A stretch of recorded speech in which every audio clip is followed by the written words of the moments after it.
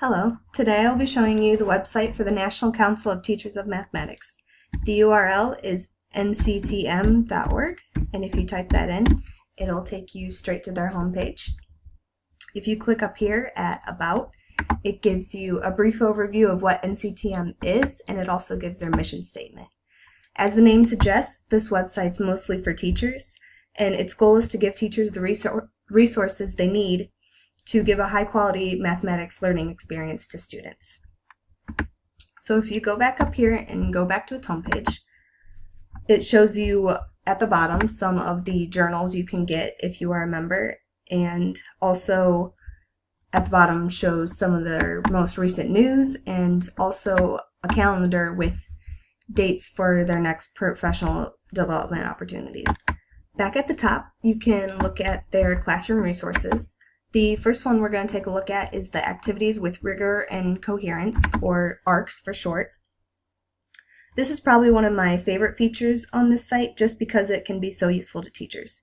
So ARCs are a group of lesson plans that relate to one math topic, and they kind of build off of each other. So for example, if we click on Measures of Circles for 7th grade here, it brings you to all this.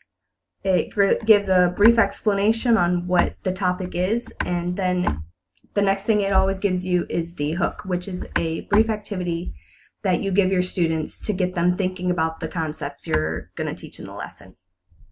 Then down here, it gives you, in this one it's only 2 lesson plans related to each other.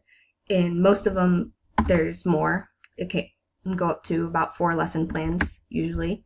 And on the side here, it also gives you keywords and vocabulary you might want your students to use, as well as the content standards it relates to, and also the SMPs used in the lessons. It also gives you an assessment that you can use for your students.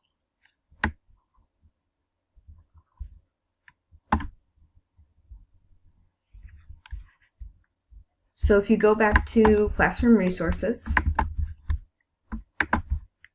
and click on Reasoning and Sense-Making Task Library, it takes you to a bunch of resources that you can use in your classroom. And if you were to click on one of them, it automatically downloads a PDF that you can pull up.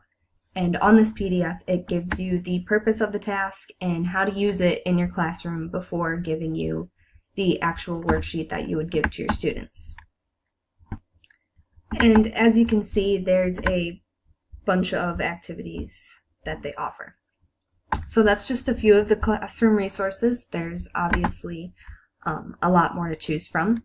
If you go next to it in publications, it gives you the resources that NCTM offers, including books you can buy and also the mathematical journals.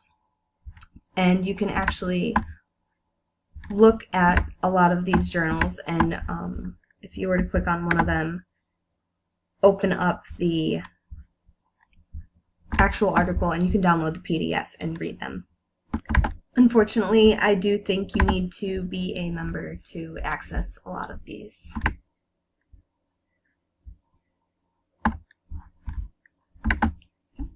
So that's some of the publications they offer.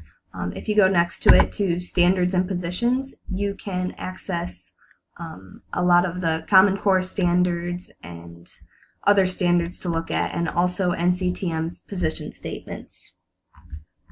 Next to that, if you go to Research and Advocacy, you can look at some of the newest research in mathematics education and also some of the advocacy that's going on. If you click on Advocacy Toolkit, you can see ways to get involved yourself. If you click up here on Conferences and Professional Development and go down to All Events, it pulls up all of the upcoming events that they are having in professional development opportunities, as well as the dates and cities that they are in, so you can find the next one closest to you. The last thing I want to show you up here is membership. So if you click on membership and then click membership options for individuals, and here it gives you the options of membership along with the prices and the application for it. It looks like it would be a little expensive, but of course it gives you access to a lot of resources. So as you can see, it is pretty easy to navigate through the NCTM website. Everything is pretty much self-explanatory, and if you are having trouble finding something, there is a search bar here at the top right of the homepage, so you can search for anything you need to find. I think this site is generally useful to most teachers because of how many resources they make available, and not only do they give you the resources, but they also explain to how to properly use them in your classroom. The only downside I see to this site is how much is available to only members, but like I said before, becoming a member isn't that hard, and it is not too expensive for how much you get.